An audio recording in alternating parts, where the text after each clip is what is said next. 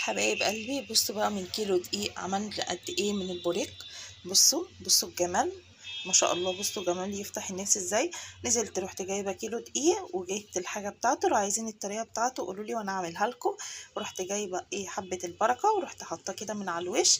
هو مش هتلاقوا كله ثابت فيه بس مش مهم، وحطيت جواه جبنه. بصوا يا حبايب قلبي، بصوا الجمال، بصوا جميل ازاي من جوه. بصوا الجمال.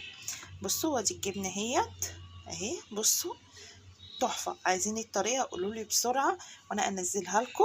والله قلت لما اقول لكم والله احلى وارخص وانضف، وطبعا انتوا عارفين انتوا بتعملوه ازاي.